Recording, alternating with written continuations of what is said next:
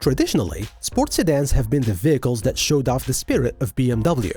Not so much anymore. The 2023 X3 SUV moves into the 3 Series territory with a satisfying blend of refinement and driver engagement. As its name implies, the X3 is the crossover equivalent to the renowned 3 Series sedan and shares many of its underpinnings with it. Same goes for Mercedes, where the C-Class leads, the GLC crossover follows. The previous generation GLC sold well for most of its life, thanks to its entirely predictable combination of typical Benz virtues of handsome design and peppy performance. The styling of the all-new version has evolved so gently that we suspect many will struggle to spot the generational update. With both being some of the best-selling models in their segment, you might want to know which one is better. In this video, we will compare both cars' design inside and out, price, and how they drive. So, without any further ado, let's get into it.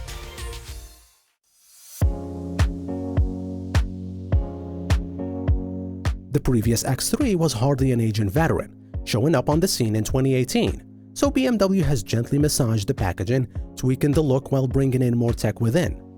The exterior design improves substantially.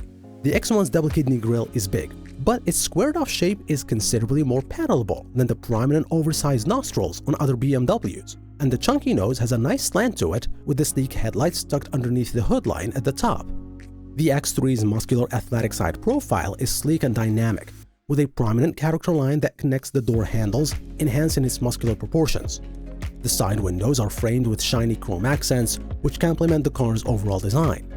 Around the back, new taillights provide a unique nighttime light signature, with a wonderful three-dimensional look up close. Embadged models benefit from their own distinctive styling cues, like larger air intakes up front and tweaked bumper designs. The styling of the all-new GLC has changed so subtly that many will struggle to spot the new updates. Reshaped headlights frame a single horizontal metal strip on the radiator grille where the outgoing version had two, and the overall softer lines stand in contrast to the sharp ones of the X3. Dimensions have expanded slightly. The new GLC is now 185.7 inches long, making it just 0.2 inches shorter than the BMW, but the side profile is less sporty with an overall softer and smoother shape. At the back is where things fall apart. It just lacks the sophistication and details that might draw you in. The taillights are slimmer than the previous generation, but again lack the awe factor you find on the X3's taillights, and the fake exhausts just round out what is an underwhelming rear fascia.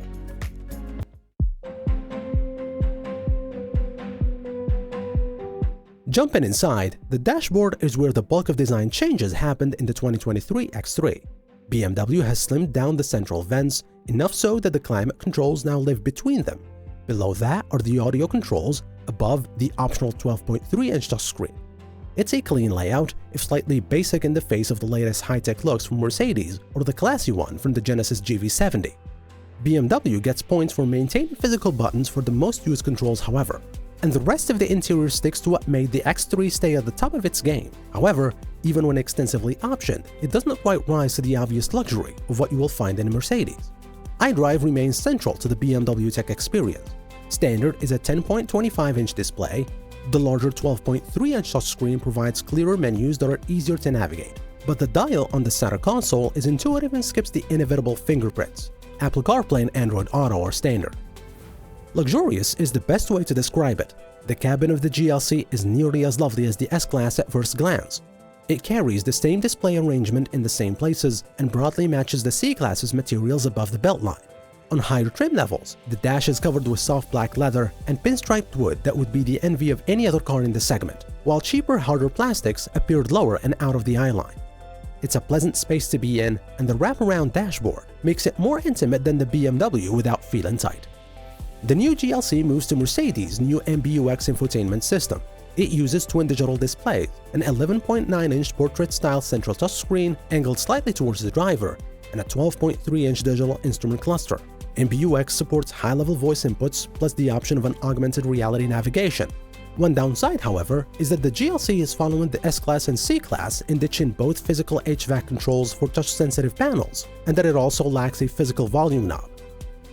As for passenger space and cargo, the driver can enjoy a comfortable multi-adjustable seat in BMW's artificial leather. The interior dimensions remain unchanged, so the X3 still stretches the definition of compact with its spaciousness.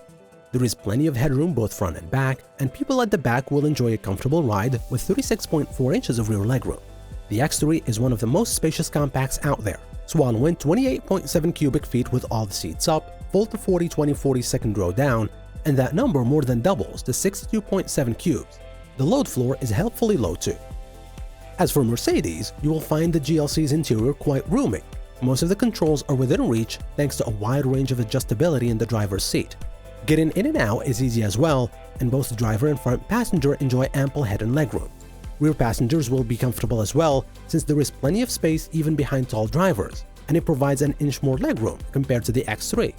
Utility is definitely not the GLC's strong suit. It can only hold 21.9 cubic feet of cargo, which is 6.8 cubes behind the BMW.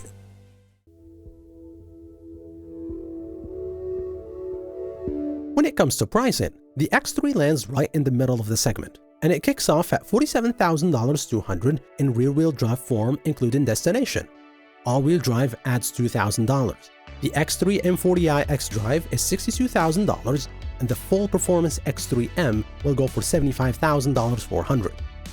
Mercedes has released pricing information for the new GLC. At launch, the range will consist of a single model called GLC 300 with 3 trims to choose from. GLC 300 starting at $48,250 including destination. Next is GLC 300 Exclusive at $50,500 and Pinnacle at $52,600. If you want all-wheel drive, add $2,000 to any trim level.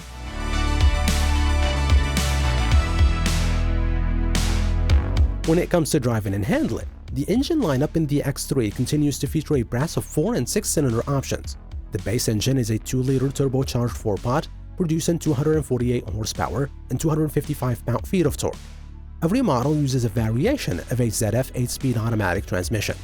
While the numbers may not match some of the more powerful 4-cylinder competition, the xDrive 30i never feels out of its depth as it winds through mountain roads. Torque comes on early, helping the X3 up to speed plenty quick enough. The transmission does the typical luxury smoothness in normal use, but will happily adopt a more aggressive approach when you put your foot in, dropping the ratios and holding gears through the rev rate. There is still some 4-cylinder gruffness, but that's still part of the course in the class these days. The X3 rides with a softness not present elsewhere in the lineup. It's secure on the road, but not particularly loose. The steering is light on feel, but the consistency makes it easy to place on winding road. The X3 M40i produces 382 horsepower and 369 pound-feet of torque, and now comes with a 48-volt mild hybrid system to bolster it. As for Mercedes, regardless of trim level, power for the 2023 GLC comes from a turbocharged 2.0-liter 4-cylinder engine that works with a 48-volt mild hybrid system to develop 258 horsepower and 295 pound-feet of torque. It's paired with a 9-speed automatic transmission. With minimal turbo lag and the healthy torque available at 1800 revs, the GLC 300 gets off the line and past slower-moving traffic with ease. The 9-speed automatic transmission is a different story, however. Although it swaps gears unobtrusively, the gearbox is slow to downshift in the crossover's default comfort setting. Toggling to the more aggressive Sport and Sport Plus drive modes improves the response, but both settings make it prone to holding gears longer than necessary for typical daily driving. At least there are a pair of steering wheel mounted shift paddles that afford manual control. While Mercedes' 4MATIC all-wheel drive system is available as a $2,000 extra, the standard GLC 300 sends all of its power to the rear wheels, making it particularly lively on twisting tarmac. Thanks to its light but not direct steering, rigid underpinnings, and stiff springs, the 3,900-pound compact crossover is far more entertaining to push around than its mass might suggest. The GLC's nimble nature comes at the cost of ride quality though, and the crossover's multi-link front and rear suspension's stiff tuning leaves heads tossing on cargo turning while going over small road imperfections, which is why the GLC's standard 18-inch wheels and all-season tires can make for a less rigid ride.